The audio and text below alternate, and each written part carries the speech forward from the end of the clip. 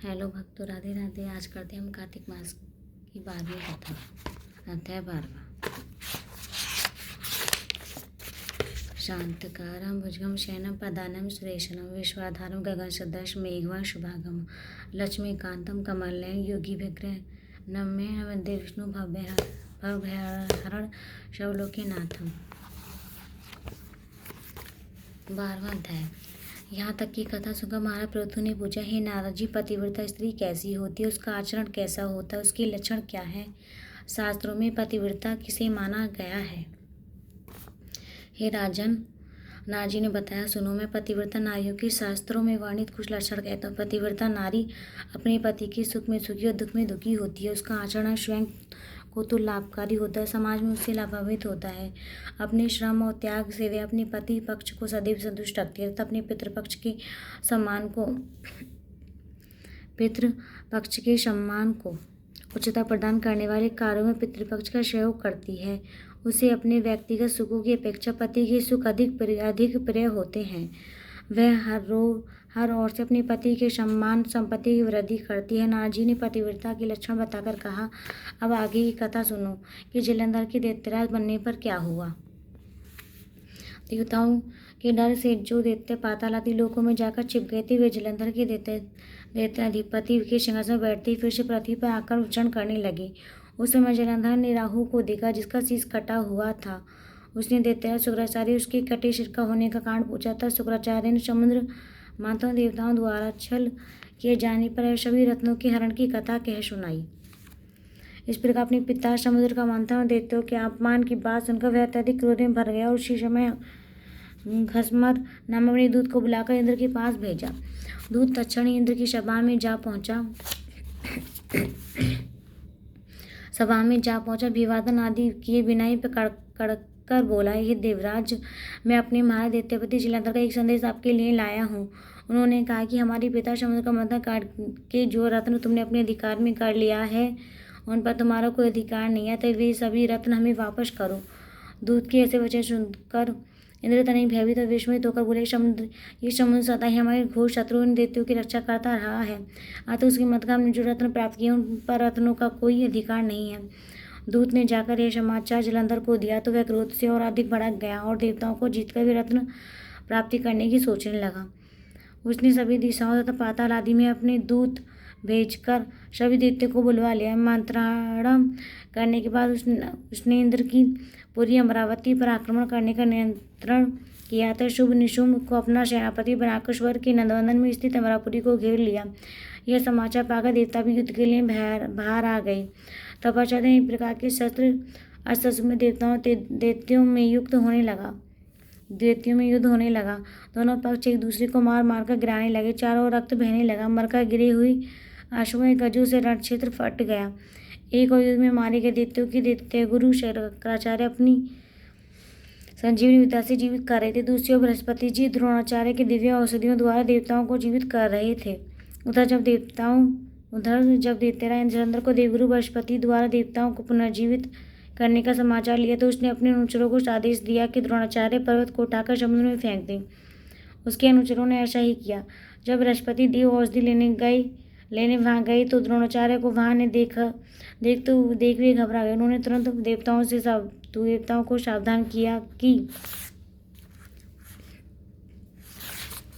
देवताओं शीघ्र ही यहाँ से भागो। ये दैत्य भगवान शिव के अंश से उत्पन्न हुआ, इसलिए यह तुमसे नहीं मरेगा। देवगुरु बृहस्पति की इस घोषणा से देवताओं में भय व्याप्त हो गया और वे युद्ध स्थल से भाग खड़े हो गए। देवताओं को भागते हुए दैत्यराज जलंधर और उसके सेनापति जीत के नगाड़े बजाते हुए अमरावती में प्रवेश कर गए। उधर सभी देवता उसके भय से सुमेरु पर्वत की कंदराओं में जा छिपे। जलंधर को जब उनके वहां छिपे होने का पता चला तो अमरावती का कार्यभार शुभ निशुंभ को सौंपकर वह देवताओं को पीछा कराने के लिए सुमेरु पर्वत की ओर चल दिए। इंद्रादि देवताओं ने जब उसे सुमेरु पर्वत की ओर आते देखा तो वे अपनी रक्षा के लिए वहां विष्णु का स्मरण और स्तुति करने लगे।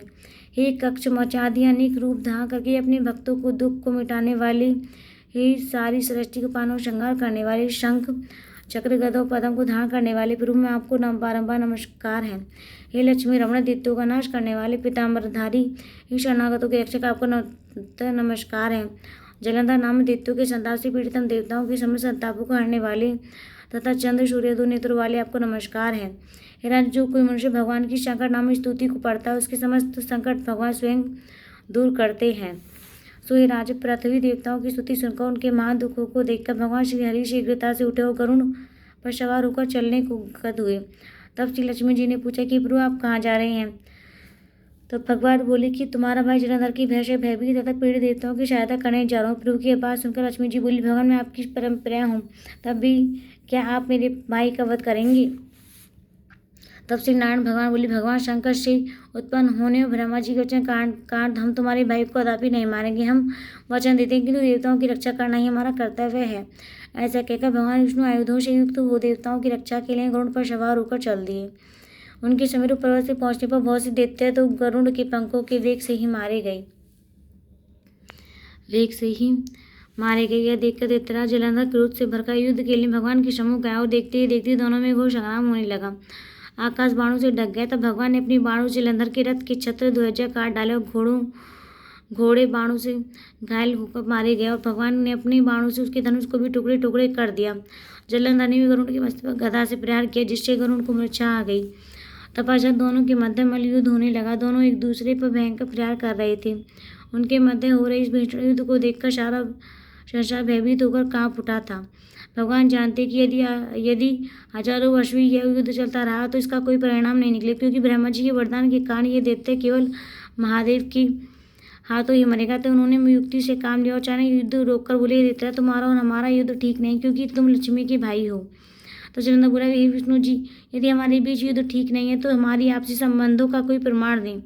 मेरी इच्छा है कि आप लक्ष्मी आप अपने गणों से अतिथि बनकर मेरे घर रहें। एवं विष्णु ऐसा कहकर भगवान विष्णु लक्ष्मी जी अपने गणों से जलंधर के घर में रहने लगे। अब तो जलंधर और अति वैभव शक्ति संपन्न हो गए। उसने दूसरी लोकों और भवनों से भी देवताओं को भगा दिया और उनके पदों पर सभी जगह दैत्यों को नियुक्ति कर दिया। देखो, देवों, यक्षों, किन्नरों और गंधर्वों की सभी संपत्ति अपने अधिकार में ले ली। इसी प्रकार देवों, यक्षों, किन्नरों, गंधर्वों आदि को अपनी प्रजा बनाकर जलंधर निष्कंटक शासन करने लगा। हे राजा, उस समय भगवान के दर्शन करने और दैत्यराज जलंधर की राज्य शोभा देखने और स्वयं भी उसकी राजधानी गए थे। उसने हमारा बड़ा याद सत्कार किया और कहा, भगवान आपका आगमन कैसे हुआ, कहीं मेरे लिए क्या आज्ञा है? भगवान विष्णु को जलंधर वध करने के लिए वर्ष देखो, देवताओं के कल्याण है। तो हमने उससे कहा, दैत्यराज मैं कैलाश गया था, वहाँ पार्वती शरीर के अद्भुत शिव और उनका वैभव भी देखा। उनका वैभव देखकर मैं आश्चर्यचकित रह गया और विचार करने लगा कि क्या उनका जैसा वैभव किसी और का भी होगा। यह विचार कर मैंने तीनों लोगों का भ्रमण किया और अंत में यहाँ पहुँचा। ये दैत्यराज शिव जैसा वैभव मैंने कहीं नहीं देखा, किंतु यहाँ कर मैंने तुम्हारी समृद्धि और वैभव देखा। तुम्हारे और शिव के वैभव में वैसे तो कोई अंतर नहीं है, किंतु तुम्हारा वैभव स्त्री रहित है। भस्म रमाने वाले राग से रहित कामदेव की शत्रु शिव के पास स्त्री रत्न के रूप में पार्वती जी हैं। यद्यपि तुम्हारे पास भी सुंदरियों की कमी नहीं, किंतु पार्वती की तुझसे तुलना की जा सके ऐसा कोई रत्न तुम्हारी पास नहीं है। तो स्त्री सहित तुम्हारा वैभव देखकर मैंने यही परिणाम निकाला कि शिव के समान वैभवशाली त्रिलोक में कोई नहीं है। हे राजे, नारद जी ने हमारे प्रथु को आगे बताया। इतना कहकर हम तो वहाँ से चल रहे आए, मगर जलंधर पार्वती जी की ऐसी सुंदरता का वर्णन सुनकर काम ज्वर से पीड़ित हो उठा। उसने तत्काल राहु को बुलाकर उसने एक संदेश भगवान शिव के लिए देकर कैलाश की ओर भेज दिया। राहु कैलाश क्षेत्र में प्रवेश करने लगा तो शिव के द्वारपाल नंदी ने उसे रोकर प्रवेश का कारण पूछा। तब दैत्यराज जलंधर की शक्ति के मद में चूर राहु ने उन्हें अपने आने का कारण बताया। वह किस मनसा से वहाँ आया, यह जानकर शिवगणों को बड़ा क्रोध आया। उन्होंने राहु को पकड़कर तत्काल भगवान शिव के सामने उपस्थित किया। राहु ने उनके सामने भी निडर होकर कहा, शिव मैं तीनों लोकों के राजे धीराज और समस्त रत्नों के स्वामी दैत्यराज जलंधर का दूत हूँ। अब आप उनकी आज्ञा सुनो। दैत्यराज जलंधर ने कहा कि शमशानवासी तथा भस्मलेपी जटाधारी तुम्हारे जैसे अवधूत के साथ पार्वती जैसी परम सुंदर स्त्री शोभा नहीं देती, क्योंकि मैं तीनों लोगों का स्वामी हूँ और सभी रत्न मेरे अधिकार में हैं, और क्योंकि पार्वती भी एक स्त्री है, अतः उसकी शोभा मुझ जैसे वीर पुरुष के पास होने में है, किस भस्मधारी योगी के पास रहने में नहीं। राहु की बात सुनते भगवान शिव की दोनों भ्रुकुटियां तन गई। उनकी भौहें में से एक अति भयंकर पुरुष उत्पन्न हुआ। उसका मुंह सिंह के समान आगे अग्नि की भांति देख रही थी। उसके सारे शरीर पर खंडे जैसे बड़े बड़े बाल थे, अत्यंत उत्पन्न होती हुई अपना विकराल मुख फैलाकर राहु को खाने के लिए उसकी ओर लपका। यह देखकर राहु भयभीत होकर बोले, देवी दीदी महादेव, मैं एक ब्राह्मण हूँ और दूसरे का दूध बनकर यहाँ आया हूँ, कृपया कर मुझे दंडित न करें। राहु की करुण पुकार सुनकर उन्होंने उसे आकाश में फेंक देने का आदेश दिया। उस भयंकर पुरुष ने भगवान शिव की आज्ञा का पालन किया और फिर उनके समक्ष आकर विनीत भाव से बोला कि मैं भूखा हूँ, कृपया कर मुझे कुछ खाने को दीजिए। तब शिव जी ने उससे कहा कि तुम अपने हाथ पैरों को खाओ। उनकी आज्ञा पाती उसने अपने हाथ पैरों को भस्म कर दिया। उसके बाद ये भूख करने लगा तो शिव जी ने आज्ञा दी कि वह अपना बाकी शरीर भी खा ले। आज्ञा मिलती उसने अपना धड़ भी खा लिया और तृप्त हो गया। अब उसका केवल मुखी से तब भगवान शिव ने प्रश्न होकर कहा कि तुम मेरी आज्ञा का पालन किया, इसलिए आज से तुम्हारा नाम कीर्ति मुख होगा। आज से मैं तुम्हें अपना द्वारपाल नियुक्त करता हूँ। तुम्हारी पूजा के बिना हमारी पूजा निष्फल रहेगी। उधर राहु आकाश में जाकर बाबर नामक एक देश में जा गिरा। तब जलंधर को उसकी ऐसी दुर्दशा का समाचार मिला तो उसने उसके क्रोध का परावार न रहा। उसने शिवजी से युद्ध करने की ठान ली और 1 करोड़ दैत्यों की सेना लेकर अपनी पुरी से निकला और कैलाश की ओर बढ़ने लगा। उसी समय उसकी दृष्टि एक आंख वाले दैत्य गुरु शुक्राचार्य और राहु पर पड़ी, जो उसकी ओर ही आ रही थी। इसी प्रकार और भी बहुत से अपशकुन हुए, मगर क्रोधावेग के कारण उसने उनकी ओर कोई ध्यान नहीं दिया। उनकी सेना में आकाश ढक गया और सेना की भयानक कोलाहल से 10 दिशाएं गूंज उठी। जय श्री कृष्ण। तुलसी चालीसा।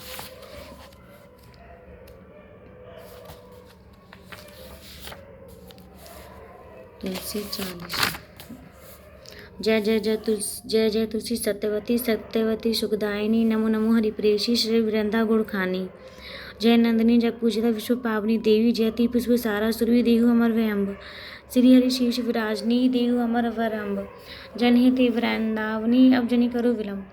धन्य धन्य श्री तुलसी माता, मैं महागम सदा श्रुति गाता। हरि के प्राणु से तुम प्यारी, हरू हेतु कहने तब भारी। जब प्रश्न है दर्शन दीनो, तब कर जोरी विनय कीनो। हे भगवान कंत ममहु दीन जानी छड़ु छोहु। सुनी लक्ष्मी तुलसी की बानी, दिनों श्राप क्रोध परानी। असहयोगी पर मांगा नारी, होटु विटप तुम जड़ तनुधारी। सुनी तुलसी श्रापित ठामा, और करु बाम तनु नाचन धामा। दियो वचन धारी तब तत्काला, सुमुख सुमुखी जीनु हई हो बिहाला। समय पाई रो पति तोरा, गुजे आस वचन सतमोरा। तब गोकुल में गोप सुदामा, तासु भई तुलसी तु बामा। कृष्ण दास लाला की माई, राधे शक्ति प्रेम लखी नाई। दियो शाप तुलसी तत्काला, नर लोकी तुम जन्मु बाला। भयो गोप व दानव राजा, संग चूर नामक शिरताजा। तुलसी भाई तासु की नारी, परम सती गुण रूप अगारी। अस्ति किलप गीत तब गयो कलप पुत्रते जन्म तब भयउ। वृंदा नाम भयउ तुलसी को, सुजेंद्र नाम पति को। करेति द्वंद्व तुल बलधामा, लेने शंकर श्री संग्रामा। जब नित्य सैन्य सहित शिवहारी, मरी न तब हरि पुकारे। वृत्ति वृंदा नारी को, उन्हें सके पति खंगारी। तब जलंधर ने बीज बनाई, वृंदा हरि पहुँचे जाई। शिव हथ लई कर कपट प्रसंगा, कीर्त्यो सती धर्म ते भंगा। भय जलंधर का संगारा, सुनी वृंदा शोक अपारा। त्यों क्षणाति कपट हरि टारी, लकी वृंदा तुम उचारी। जलंधर जो सत्य बीता, सोई रावण है हरि सीता। अस्पृश्य सम हृदय तुम्हारा, धर्म खंडी मम पति ही संहारा। यही कारण लई श्राप हमारा, धोबू तनु पाषाण तुम्हारा। सुनी हरि तुरती वचन ऊंचाए, दियो श्राप तुम बिना विचारे। लगे निर्णय निज करतूत, पति को चलन जायो जब पार्वती को। जड़ में तहु जस हो जडूपा, जग में तुलसी बेटा अनुपा। रव रूप हम सालिक राम, नदी गंड की बीच लालामा। जो तुलसी दल हमें चढ़ावे, सब सुख भोग परम पद पावे। बिन तुलसी हरि जलत शरीरा, अति से उठत सी स्वरूपीरा। जो तुलसी दल हरि से धावो, जो सहस्त्र घट अमृत डारत। तुलसी हरि मन रंजनी हारी, रोग दोष दुख भंजनी हारी। वह प्रेम सहित हरि भजत निरंतर, तुलसी राधा में नहीं अंतर। व्यंजनो 56 प्रकार, बिनु तुलसी दल हरि प्यारे। सकल तीर्थ तुलसी तरु छाई, लहत मुक्ति जन संचय नाई। कभी सुंदर हरि गुण गावत, तुलसी निकट सहज गुण पावत। भगत निकट दुर्वासा धामा, जी प्रयाक्ति पूर्व ललामा। पाठ करी जो नित्य नारी, हुई सुखी भाष्य त्रिपुरारी दोहा। तुलसी चालीसा पढ़ी, तुलसी तरु ग्रह धारी। दीपदानी करी पुत्र फल, पाई बंधु नारी। सकल दुख दरिद्र हरि पहार है, परम प्रश्न अतिशय धन जन। लई ग्रह भसी पूर्ण अन्न, लई विमत फल जगत में। लई पूर्ण सब काम, जय दिल अपे तुलसी तय, सहस वसी हरि धाम। तुलसी महिमा नाम रख, तुलसी सुत सुकरास। मान 40 रचो जग में, जय तुलसीदास।